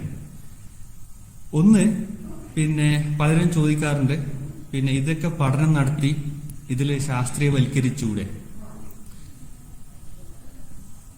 സയന്റിഫിക് മെഡിസിൻ എന്ന് പറയുന്നത് ഏതൊരു സോഴ്സിൽ നിന്നും ഉള്ള മരുന്ന് പഠിക്കുക, അതിൽ മെഡിസിനൽ വാല്യൂ ഉണ്ടെങ്കിൽ അത് ശാസ്ത്രീയ മെഡിസിനായിട്ട് നമ്മൾ സ്വീകരിക്കണം. അത് ഇതിലേക്ക് ഇംബൈബ് ചെയ്യണം. ഒരു ഉദാഹരണം പറയാം, ആർട്ടിമിസിൻ. ചൈനീസ് മെഡിസിനിൽ, ഹെർബൽ മെഡിസിനിൽ പണ്ടുണ്ടായ ഉപയോഗിച്ചിരുന്ന ഒരു മെഡിസിൻ, അത് അവർ പഠിച്ചപ്പോൾ മലേറിയക്ക് അത് ഗുണം ചെയ്യുന്നത് കണ്ടു. അത് സ്വായത്തമാക്കി. അത് ഇന്ന് എല്ലാ ഡോക്ടർമാരും യൂസ് ചെയ്യുന്ന ഡ്രഗാണ് പിന്നെ ആർട്ടിമിസിൻ. അതുപോലെ ഒരു 30ഓളം പല ആയുർവേദത്തിലും പിന്നെ പല സോഴ്സിൽ നിന്നുള്ള ഒരു 30ഓളം ഡ്രഗുകൾക്ക് ഗുണം കണ്ടിട്ടുണ്ട്. എല്ലാം യൂസ് ചെയ്യുന്നില്ല. ആർട്ടിമിസിനെ പോലെയുള്ള ചില മരുന്നുകൾ യൂസ് ചെയ്യുന്നുണ്ട്.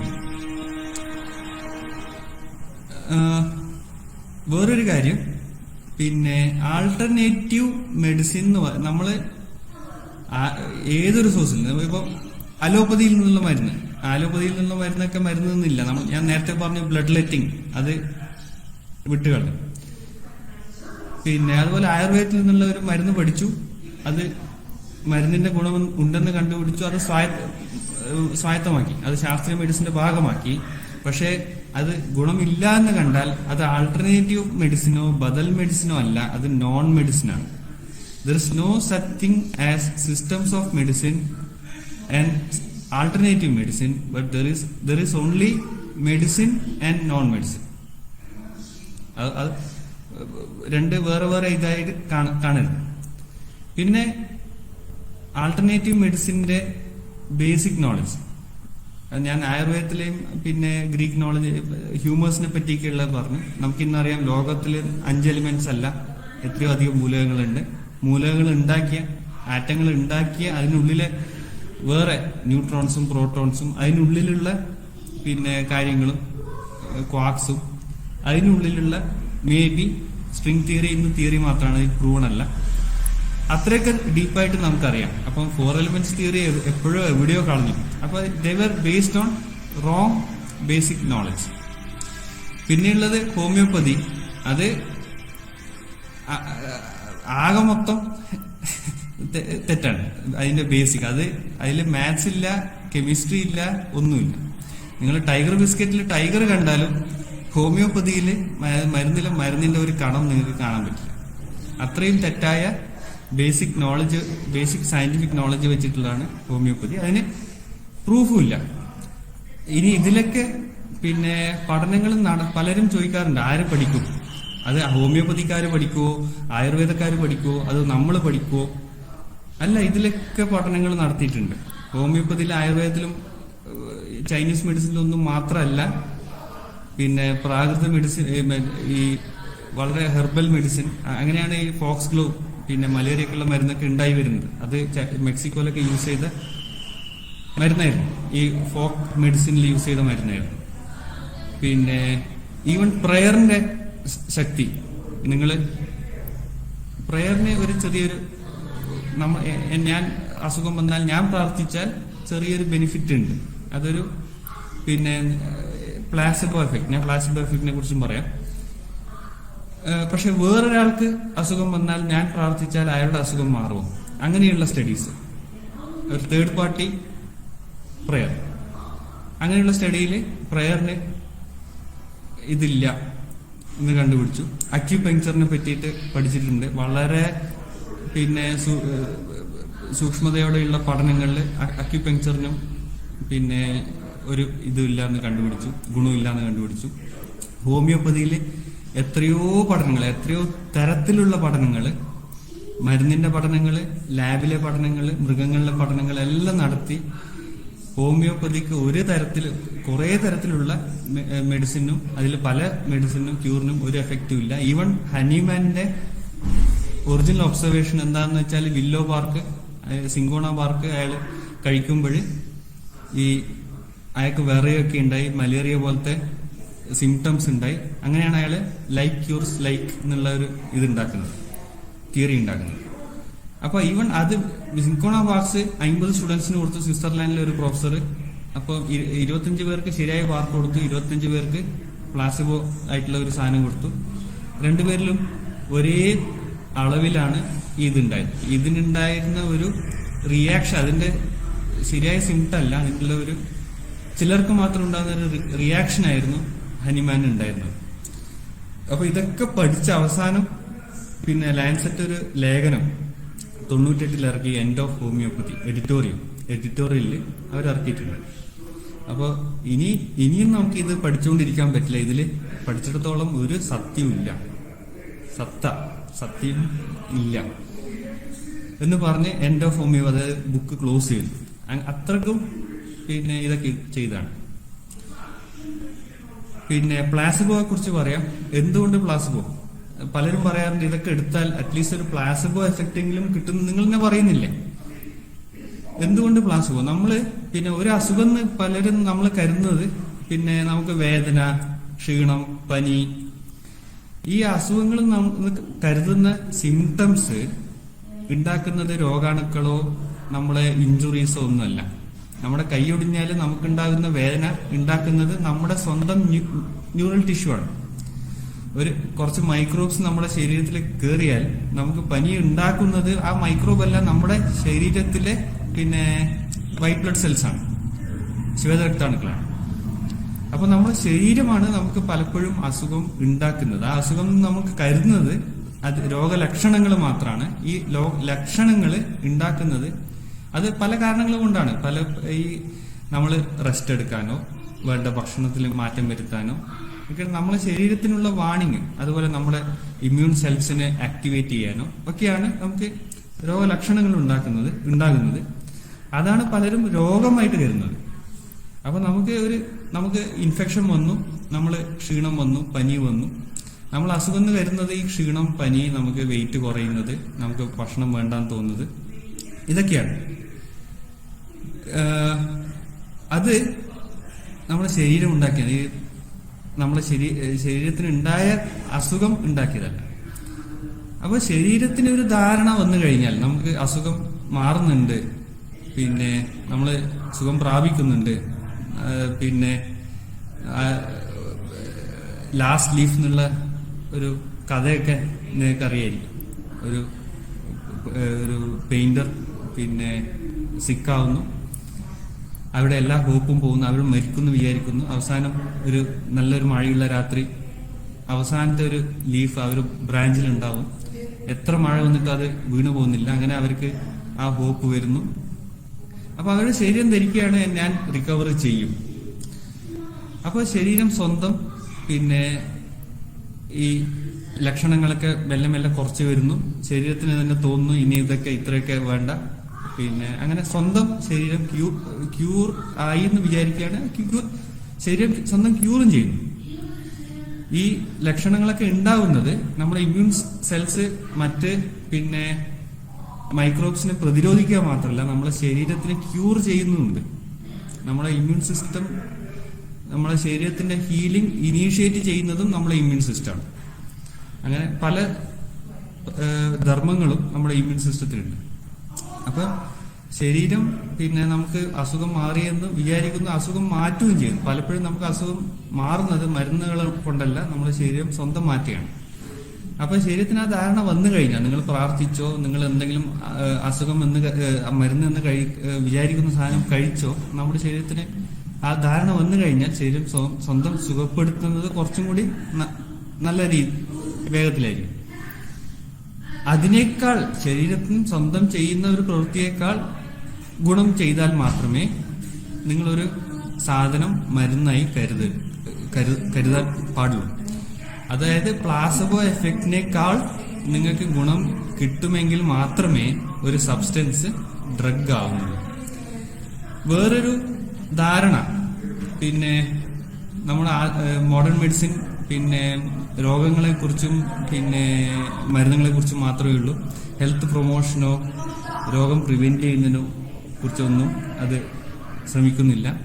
നിങ്ങളൊന്ന് മനസ്സിലാക്കണം, പിന്നെ വാക്സിൻ എന്നുള്ള ഒരു സാധനം തന്നെ മോഡേൺ മെഡിസിൻ മാത്രമേ ഉള്ളൂ. വേറെ ഒന്നിലും വാക്സിൻസ് ഇല്ല. വാക്സിനാണ് ശരിയായ ആത്യന്തികമായിട്ടുള്ള നമ്മുടെ രോഗം ഇല്ലാണ്ടാക്കുന്ന അല്ലെങ്കിൽ രോഗത്തിനെ പ്രതിരോധിക്കുന്ന, രോഗം വരുന്നതിന് മുമ്പ് തന്നെ നമുക്ക് പ്രതിരോധം ആർജിച്ചെടുക്കുന്ന സാധനം. അതുപോലെ ഹോമിയോപ്പതിയും വാക്സിനും തമ്മിൽ ഒരു ബന്ധവുമില്ല. ഹോമിയോപ്പതി പിന്നെ സിംറ്റംസ് ഉണ്ടാക്കുന്ന കാര്യമാണ്, രോഗിക്കാണ് മരുന്ന് ആയിട്ടാണ് കൊടുക്കുന്നത്. വാക്സിൻ കൊടുക്കുന്നത് സിംറ്റം ഒന്നുമല്ല. വാക്സിൻ കൊടുത്താൽ ആ അസുഖത്തിന്റെ സിംറ്റം ഒന്നും ഉണ്ടാവില്ല. അത് കൊടുക്കുന്നത് രോഗിക്കല്ല, ഹെൽത്തി ആൾക്കാണ്. അത് അസുഖം വരുന്നതിന് മുമ്പാണ്, ട്രീറ്റ്മെന്റ് ആയിട്ടല്ല. അപ്പൊ അതുകൊണ്ട് പലരും വാക്സിനും പിന്നെ ഹോമിയോപ്പതിയും താരതമ്യപ്പെടുത്താറുണ്ട്. അത് തീർത്തും തെറ്റാണ്.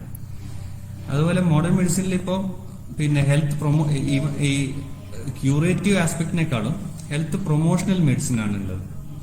എങ്ങനെ രോഗം വരാതിരിക്കാം, നിങ്ങൾ എന്ത് ചെയ്താൽ നിങ്ങൾക്ക് ക്യാൻസർ സൊസൈറ്റീസിന്റെ ഒക്കെ വെബ്സൈറ്റിൽ പോയാൽ ക്യാൻസർ വരാതിരിക്കാൻ എന്തൊക്കെ ചെയ്യണം, എന്ത് ഭക്ഷണം കഴിക്കണം, എന്തൊക്കെ എക്സസൈസ് ചെയ്യണം, എങ്ങനെയുള്ള ജീവിത വൃത്തി ആചരിക്കണം, ഇപ്പോൾ സിഗരറ്റ് വലിക്കാൻ പാടില്ല, അതൊക്കെ എവിഡൻസ് ബേസ്ഡ് ആയിട്ട് ഉള്ള കാര്യങ്ങൾ നിങ്ങൾക്ക് അവിടെ കൊടുത്തിട്ടുണ്ട്. അതുപോലെ പിന്നെ ഹാർട്ട് അറ്റാക്ക് എങ്ങനെ വരാതിരിക്കും, പിന്നെ കിഡ്നി ഡിസീസസ്, ലിവർ ഡിസീസസ് എങ്ങനെ വരാതിരിക്കും, എങ്ങനെ ആരോഗ്യം ആയുസ് കൂടും, ആരോഗ്യം കൂടും, അങ്ങനെയൊക്കെയുള്ള പ്രൊമോഷണൽ ആസ്പെക്ട്സ് ഓഫ് മെഡിസിൻ ഉണ്ട്. എങ്ങനെ ബോഡി ബിൽഡ് ചെയ്യാം, എങ്ങനെ തടി കുറക്കാം, ഇതിനെ പറ്റിയുള്ള റിസർച്ചസും പിന്നെ എവിഡൻസസും ഒക്കെ ആണ് കൂടുതൽ. ഇന്ന് ക്യൂറേറ്റീവിനേക്കാളും ഇതിലൊക്കെ വാക്സിൻസിനെ പറ്റിയും ഡയറ്റിനെ പറ്റിയും ഹെൽത്ത് പ്രൊമോഷണൽ ആസ്പെക്ടിനെ പറ്റിയൊക്കെയാണ് മോഡേൺ മെഡിസിൻ. അത് വെറും മരുന്നുകളും പിന്നെ കെമിക്കൽസും മാത്രമല്ല, നിങ്ങൾ എത്ര ഓടുന്നു, എന്ത് കഴിക്കുന്നു, അതിനെ പറ്റിയൊക്കെ ഇന്ന് പിന്നെ പഠനങ്ങളും ധാരണകളും പിന്നെ എവിഡൻസ് ബേസ്ഡ് അറിവുകളും ഒക്കെ ഉണ്ട്. അവസാനമായി ഞാൻ കോവിഡിലേക്ക് വരാം. കോവിഡ് വന്നതിന് പിന്നെ പലർക്കും, ഞാൻ നേരത്തെ പറഞ്ഞു വൈറസിനെ പറ്റി മനസ്സിലായി, അതുപോലെ പല കാര്യങ്ങളും ഇന്ന് പിന്നെ കോവിഡ് നമ്മുടെ ധാരണകളും മാറ്റി. അതിൽ ശാസ്ത്രീയമായി കുറെ ധാരണകൾ പലർക്കും ഉണ്ടായി. ഒന്ന് ഡ്രഗ് ടെസ്റ്റിംഗ്. നമ്മൾ പലപ്പോഴും ഡ്രഗ് യൂസ് ചെയ്യുന്നത് പിന്നെ ആദ്യം അതിന് എവിഡൻസ് ഉണ്ടാവില്ല. ഇപ്പോൾ ക്ലോറോക്വിൻ യൂസ് ചെയ്യാൻ തുടങ്ങി, ആദ്യം അതിന് എവിഡൻസ് ഇല്ല. പലപ്പോഴും ലാബ് എവിഡൻസ് ഒക്കെ ബേസ്ഡ് ആണ്, അല്ലെങ്കിൽ പലരുടെയും ഒപ്പീനിയൻ വെച്ചിട്ടാണ്, അല്ലെങ്കിൽ പലരെയും നേരത്തെ പറഞ്ഞ ലോജിക്. ക്ലോറോക്വിൻ ഒരു ആന്റി ഇൻഫ്ലമേറ്ററി ആണ്. ഇതിൽ ഇമ്മ്യൂൺ സിസ്റ്റം വളരെയധികം സൈറ്റോകൈൻ സ്റ്റോം എന്ന് പറയുന്ന ഒരു ഇമ്മ്യൂൺ സിസ്റ്റത്തിന്റെ തീവ്രമായ ഒരു റിയാക്ഷൻ കൊണ്ടാണ് ഇതിന് ഗുരുതരം ആയിട്ടുള്ള അസുഖം ഉണ്ടാവുന്നത്. അപ്പോൾ ഇത് കൊടുത്താൽ ഇങ്ങനെ തീവ്രമായിട്ടുള്ള അസുഖം ഇല്ലാതിരിക്കുകയും അതിന്റെ പിന്നെ അനന്തരഫലമൊക്കെ കുറക്കാൻ പറ്റും എന്നുള്ള ഒരു ലോജിക് ബേസ്ഡ് മെഡിസിൻ ആയിട്ടാണ് തുടങ്ങിയത്. പക്ഷെ അതിൽ കൂടുതൽ അപ്പൊ നമ്മൾ അങ്ങനെ ഉപയോഗിച്ച് തുടങ്ങുമ്പോൾ തന്നെ അതിന്റെ ഓഡിറ്റിങ്, പിന്നെ നമ്മൾ കൊടുക്കുന്ന ആൾക്ക് ശരിക്കും ഫലം ചെയ്യുന്നുണ്ടോ, കൊടുക്കാത്ത ആളുകളും കൊടുത്ത ആളുകളും തമ്മിൽ താരതമ്യം ചെയ്യുക. അപ്പൊ നമ്മൾ ഉപയോഗിക്കുന്ന മരുന്നുകൾക്ക് വേണ്ട ഗുണം കിട്ടുന്നുണ്ടോ എന്ന് നോക്കുക. കിട്ടുന്നില്ലെങ്കിൽ അത് വിഡ്രോ ചെയ്യും. ഇതൊക്കെ പോയി, ക്ലോറോക്വിനൊക്കെ ഇപ്പൊ പോയി. അതുപോലെ വാക്സിനെ പറ്റി അറിഞ്ഞു. വാക്സിൻ വിരോധികളും ഒക്കെ ഉണ്ട്. പക്ഷെ ഇന്ന് പലരും വാക്സിന് വേണ്ടി കാത്തിരിക്കുകയാണ്. പിന്നെ HIV 1980-കളിൽ HIV വന്നു. അന്ന് പലരും മരുന്നുകൾക്കും വാക്സിന് വേണ്ടിയും തീവ്ര ശ്രമം തുടങ്ങി. നിർഭാഗ്യവശാൽ മരുന്നാണ് ആദ്യം വന്നത്. ഇന്ന് HIV ഓൾമോസ്റ്റ് ക്യൂറബിൾ ഡിസീസാണ്. മരുന്ന് വേണ്ട വിധത്തിൽ കിട്ടാത്തവരാണ് ഇത് മരിച്ചു പോകുന്നത്. പക്ഷെ HIV ഇന്ന് 40 കൊല്ലത്തിന് ശേഷവും നമുക്കിന്ന് പിന്നെ ഒരു വലിയ പ്രശ്നമാണ്, നമ്മൾ വലിയ തോതിൽ ആളുകളെ ബാധിക്കുന്നതാണ്. അത് വിട്ടുപോയില്ല. അന്ന് ആ മരുന്നിന് പകരം വാക്സിനാണ് ആദ്യം കണ്ടുപിടിച്ചതെങ്കിൽ മിക്കവാറും HIV എന്ന അസുഖം തുടച്ചു നീക്കപ്പെടുമായിരുന്നു. ഇന്ന് അത് ഉണ്ടാവില്ലായിരുന്നു. അത് പലരും വാക്സിൻ തുടച്ചു നീക്കി എന്ന് പറയുന്ന അസുഖങ്ങളിൽ പിന്നെ സ്മോൾ പോക്സും പോളിയോവും അങ്ങനെ 2-3 കാര്യങ്ങൾ മാത്രമാണ് പറയാറ്. പക്ഷെ മറ്റ് പലതും, ടെറ്റനസ്, പിന്നെ റാബീസ്, പേ, അങ്ങനെയുള്ള പല അസുഖങ്ങളും ഇന്ന് വാക്സിൻ കൊണ്ട് ഓൾമോസ്റ്റ് ഇല്ലാണ്ടായിട്ടുണ്ട്. അതുപോലെ HIV-ക്കും മരുന്നിന് പകരം വാക്സിനാണ് വന്നിരുന്നതെങ്കിൽ, ക്യൂറേറ്റീവ് മെഡിസിന് പകരം പ്രിവെന്റീവ് മെഡിസിനാണ് വന്നതെങ്കിൽ പിന്നെ അതിനൊരു സൊല്യൂഷൻ തന്നെ ആവുമായിരുന്നു, സ്ഥിരമായ ഒരു സൊല്യൂഷൻ ആവുമായിരുന്നു. പിന്നെ എപ്പിഡെമിയോളജി. ഇന്ന് പിന്നെ കൊറോണ നമ്മൾ പ്രിവെന്റ് ചെയ്യാൻ നമുക്ക് ആകെ ഉള്ളത് എപ്പിഡെമിയോളജി എന്ന് പറഞ്ഞാൽ കമ്മ്യൂണിറ്റിയിൽ മെഡിസിൻ പഠിക്കുകയാണ്. എങ്ങനെയാണ് അസുഖങ്ങൾ ഉണ്ടാവുന്നത്. ഞാൻ നേരത്തെ കോളറയെ പറ്റിയുള്ള എക്സ്പെരിമെന്റ് പറഞ്ഞു. അതൊരു എപ്പിഡെമിയോളജിക്കൽ എക്സ്പെരിമെന്റ്. എങ്ങനെയാണ് കമ്മ്യൂണിറ്റിയിൽ അസുഖം ഉണ്ടാവുന്നത്, അസുഖം പടരുന്നത്. അതുപോലെ ഇപ്പം കൊറോണ എങ്ങനെയാണ് പടരുന്നത്. നമുക്കിപ്പോൾ എപ്പിഡെമിയോളജിക്കൽ സ്റ്റെപ്സേ ഉള്ളൂ പ്രിവെന്റ് ചെയ്യാൻ. മാസ്ക് ഉപയോഗിക്കുക, അകലം പാലിക്കുക, കൂട്ടം കൂടുന്നത് ഒഴിവാക്കുക. അപ്പോൾ പിന്നെ R0 എന്നൊക്കെ നമ്മൾ പലരും അറിഞ്ഞു. അപ്പോൾ മെഡിസിനിലെ സയന്റിഫിക് എപ്പിഡെമിയോളജി, അസുഖം എങ്ങനെയാണ് ഉണ്ടാവുന്നത്, പിന്നെ പ്രിവെൻഷൻ, വാക്സിൻസ്, പിന്നെ ഡ്രഗ്സ്. ഇന്ന് ചില ഡ്രഗ്സിന് നേരിയ തോതിലുള്ള എഫക്ട്സ് കണ്ടിട്ടുണ്ട്, ആന്റിവൈറൽ ഡ്രഗ്സ്. പക്ഷേ നല്ല എഫക്റ്റ് ഉള്ള ഡ്രഗ് കണ്ടുപിടിക്കുന്നതിന് മുമ്പ് തന്നെ വാക്സിൻ വരാനുള്ള സാധ്യതയാണ് കൂടുതൽ. അങ്ങനെ വന്നാലാണ് നമുക്ക് മാനവരാശിക്ക് സ്ഥിരമായിട്ടുള്ള അതിനുള്ള ഒരു പിന്നെ പ്രതിവിധി കിട്ടുക. മെഡിസിൻ അല്ല വേണ്ടത്, വാക്സിനാണ്. ഇത് മാത്രമല്ല, അശാസ്ത്രീയമായ കുറെ കാര്യങ്ങളും ഇതോടെ മുമ്പിൽ വന്നു. അശാസ്ത്രീയത പിന്നെ മാസ്ക് ഉപയോഗിക്കാതിരിക്കുന്നതോ ഹോമിയോപ്പതി ഇമ്മ്യൂൺ ബൂസ്റ്റേഴ്സ് ഉപയോഗിക്കുന്നതോ അത് മാത്രമല്ല. ഞാൻ പറയാൻ പോകുന്നത്, നിങ്ങൾ ഡോക്ടേഴ്സിനിടയിൽ തന്നെ കണ്ടുവന്ന അശാസ്ത്രീയതകളാണ്. പിന്നെ നിങ്ങൾ പോലീസ് തന്നെ കക്കാൻ തുടങ്ങുന്നു, അല്ലെങ്കിൽ പിന്നെ നിങ്ങളൊരു അതോറിറ്റിയാന്ന് വിചാരിക്കുന്ന ആള് തന്നെ അശാസ്ത്രീയമായ കാര്യങ്ങൾ പറയുന്നു. അതൊക്കെ നമ്മൾ കുറെ കണ്ടു. അതിൽ മെയിൻ ഒന്നാണ് ക്ലോറോക്വിൻ. ക്ലോറോക്വിനെ പറ്റി ചൈനീസ് ഡോക്ടേഴ്സിന് ചില സംശയങ്ങൾ ഉണ്ടായി. അത് ഇതിന് നല്ലതാണോ എന്ന് പറയുമ്പോൾ തന്നെ ICMR, ഇന്ത്യയിലെ ഒരു മൂത്ത ഏറ്റവും പ്രോമിനന്റ് ആയ സയന്റിഫിക് ബോഡി പ്രസ്താവന ഇറക്കുകയാണ്. ക്ലോറോക്വിൻ ഉപയോഗിച്ചാൽ കൊറോണ അസുഖം ഉണ്ടാവില്ല. അത് എല്ലാവരും ഹെൽത്ത് വർക്കേഴ്സ് നിർബന്ധമായും ക്ലോറോക്വിൻ എടുക്കണം എന്നുള്ള പ്രസ്താവന ഇറക്കുകയാണ്. അതിന് ഒരു സയന്റിഫിക് ബേസും ഇല്ല. പിന്നെ ഡോക്ടേഴ്സ് ഇന്ന് ഇന്ത്യയിലെ ഭൂരിഭാഗം ഡോക്ടേഴ്സ് അത് എടുക്കാൻ തുടങ്ങി, ഒരു തെളിവും ഇല്ലാതെ. പക്ഷെ നമുക്ക് ഇന്ത്യയിൽ വളരെയധികം ക്ലോറോക്വിൻ യൂസ് ചെയ്യുന്നുണ്ട് എന്നൊക്കെയുള്ള പല ന്യായീകരണങ്ങളായിരുന്നു. പിന്നെ അതിന് ഒരു ഇമ്മ്യൂൺ സപ്രസർ അല്ലേ, അത് പിന്നെ സൈറ്റോകൈൻ സ്റ്റോം പ്രിവെന്റ് ചെയ്യും, അങ്ങനെയൊക്കെയുള്ളത്. അപ്പൊ പല അശാസ്ത്രീയത എന്ന് പറയുന്നത് ഇതാണ്. അതിന് എവിഡൻസ് ഇല്ലാതെ ഉപയോഗിക്കാം. അത് ഹോമിയോപ്പതി ഉപയോഗിക്കുന്നതന്നെ വേണമെന്നില്ല. ഏതൊരു കാര്യം നമ്മൾ മോഡേൺ മെഡിസിൻ ആണെങ്കിൽ തന്നെ എവിഡൻസ് ഇല്ലാതെ ഉപയോഗിക്കുന്നത് ഓഫ് ലേബിൾ നമ്മൾ യൂസ് ചെയ്യാറുണ്ട്. ഓഫ് ലേബിൾ യൂസ് ചെയ്യുന്ന വെച്ചാൽ ഒരു അസുഖത്തിന് ഈ മരുന്ന് ഫലപ്രദമാണെന്ന് കണ്ടിട്ടില്ലെങ്കിലും നമുക്കൊരു സ്ട്രോങ് കൺവിക്ഷൻ ഉണ്ട്, മിക്കവാറും ഫലപ്രദമായിരിക്കും. അങ്ങനെ യൂസ് ചെയ്യുന്നതാണ്. അങ്ങനെ യൂസ് ചെയ്യുന്നുണ്ടെങ്കിൽ അതൊരു എക്സ്പെരിമെന്റൽ ബേസിസിലായിരിക്കും. അതിന്റെ ഫലങ്ങളിലൊക്കെ ഓഡിറ്റ് ചെയ്യണം. അങ്ങനെ അതിന് ഫലം ഉണ്ടോ എന്ന് പിന്നീട് നോക്കണം. അതൊന്നുമില്ലാതെ നമുക്ക് നമ്മുടെ സ്വന്തം കൺവിക്ഷനിൽ, നമ്മുടെ സ്വന്തം എക്സ്പീരിയൻസിൽ, അല്ലെങ്കിൽ നമ്മുടെ ഇന്ത്യൻ പോപ്പുലേഷനിൽ അങ്ങനെയൊക്കെ പറഞ്ഞ് ഉപയോഗിക്കാൻ തുടങ്ങി. അത് വലിയൊരു അശാസ്ത്രീയതയാണ്. അതുപോലെ BCG വാക്സിനേഷൻ പിന്നെ ചെയ്തവർക്ക് ഇത് വരില്ല എന്ന് പറഞ്ഞ് അതൊരു സംശയമാണ്. BCG ഇന്ത്യയിൽ അത്ര ആദ്യഘട്ടത്തിൽ ഇന്ത്യയിൽ ആർക്കും അസുഖം കണ്ടില്ല. യൂറോപ്പിലാണ് കണ്ടത്. യൂറോപ്പിൽ BCG വാക്സിനേഷൻ എടുത്തിരുന്നില്ല. അതായിരിക്കാമോ കാരണം എന്നുള്ള ഒരു സംശയവും ഉണ്ടായി.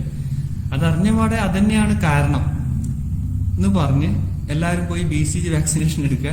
അത് ആണ് അശാസ്ത്രീയത. അത് പഠന വിധേയമാക്കണം. ശരിക്കും ഇന്ത്യയിൽ തന്നെ നോക്കിയാൽ, അല്ലെങ്കിൽ യൂറോപ്പ് തന്നെ നോക്കിയാൽ BCG എടുത്തവർക്കും എടുക്കാത്തവർക്കും വ്യത്യാസമുണ്ടോ? പിന്നെ ഇപ്പോൾ പുതിയ റഷ്യൻ വാക്സിൻ എന്ന് അവര് 50 പേരിൽ ഈ വാക്സിൻ കൊടുത്തു എന്നാ പറയുന്നത്. അത് ഒരു phase 1 ട്രയൽ പോലും ആവുന്നില്ല. ഈ വാക്സിനേഷൻ ട്രയൽസിൽ 3 ഫേസ് ഉണ്ട്. 1ഉം 2ഉം ചെറിയ 50-200 പേരിലൊക്കെയാണ് നടത്തുക. 3rd ഫേസ് ആണ് ശരിയായ പഠനം. അത് ഏകദേശം 30,000 ആൾക്കാരിലൊക്കെയാണ് നടത്തുക. അങ്ങനത്തെ ആ ഫേസിലുള്ള പിന്നെ പഠനത്തിന്റെ തെളിവാണ് വേണ്ടത്. എന്നാലും ഇപ്പൊ നമുക്ക് ഓൾറെഡി എത്രയോ വാക്സിൻസ് ഉണ്ട്. പക്ഷെ അത് മരുന്നാണ് എന്ന് പറഞ്ഞ് നമ്മൾ ഇറക്കുന്നില്ല, സയന്റിഫിക് മെഡിസിൻ ഇറക്കുന്നില്ല. അത് പ്രൂഫിന് വേണ്ടി വെയിറ്റ് ചെയ്യണം. തെളിവ് ഇല്ലാതെ ഒന്ന് ഉപയോഗിച്ചാൽ അത് മരുന്നല്ല. അത് ചിലപ്പോ കൊറോണ വൈറസിനേക്കാളും നമുക്ക് ദോഷം ചെയ്യും. പിന്നെ അതുകൊണ്ടാണ് നമ്മൾ തെളിവിനായി വെയിറ്റ് ചെയ്യുന്നത്. തെളിവില്ലാതെ ഒന്നും സയൻസ് അല്ല. അത് ഒരു സയന്റിഫിക് ബോഡി പറഞ്ഞാലും തെളിവല്ല. ഒരു എത്ര വലിയ സയന്റിസ്റ്റ് ആണെങ്കിൽ ഇപ്പൊ ന്യൂട്ടൺ ഒരു വലിയൊരു അശാസ്ത്രീയതകളുടെ ഒരു ആളായിരുന്നു. ന്യൂട്ടൺ ഫിസിക്സിനെ പറ്റി എഴുതിയതിനേക്കാളും ബൈബിളിനെ പറ്റി എഴുതിയിട്ടുണ്ട്, ആൽക്കമിനെ പറ്റി എഴുതിയിട്ടുണ്ട്. പക്ഷെ അതൊന്നും ആരും ആക്സെപ്റ്റ് ചെയ്യുന്നില്ല, സയൻസ് ആയിട്ട് ആക്സെപ്റ്റ് ചെയ്യുന്നില്ല. അയാൾ സയന്റിഫിക് ആയി വിത്ത് പ്രൂഫ് പറഞ്ഞത് മാത്രം. അതുപോലെ ആൽബർട്ട് ഐൻസ്റ്റീൻ എന്തൊക്കെ പ്രൂഫ് വെച്ച് കണക്ക് വെച്ച് ഉണ്ടാക്കിയാലും അയാൾക്ക് എക്സ്പെരിമെന്റൽ പ്രൂഫ്, മെർക്കുറിയുടെ ഭ്രമണപഥത്തിലുള്ള എക്സ്പെരിമെന്റൽ പ്രൂഫ് കിട്ടിയപ്പോൾ മാത്രമാണ് അത് ആക്സെപ്റ്റ് ചെയ്തത്. അയാളെ തന്നെ സ്വയം അത് ആക്സെപ്റ്റ് ചെയ്തത്. അയാളുടെ ഒരു പിന്നെ ഹൃദയത്തിലെ കുറെ ബീറ്റ്സ് ഡ്രോപ്പ് ആയി എന്ന് അയാൾ പറഞ്ഞത്. നമുക്ക് എത്ര സോളിഡ് ലോജിക് ബേസ്ഡ് സാധനമായാലും എക്സ്പെരിമെന്റൽ പ്രൂഫ് കിട്ടിയാൽ മാത്രമേ ഏത് ശാസ്ത്രമായാലും, പ്രത്യേകിച്ച് മെഡിസിനിൽ, അത് ശാസ്ത്രീയമാവുന്നുള്ളൂ. ശാസ്ത്രീയതയുടെ അടിസ്ഥാനം തെളിവ് മാത്രമാണ്. എക്സ്പീരിയൻസോ പിന്നെ ലോജിക്കോ ബേസിക് സയൻസസോ അല്ല. അതൊക്കെ ഹെൽപ്പ് ചെയ്യും. പക്ഷെ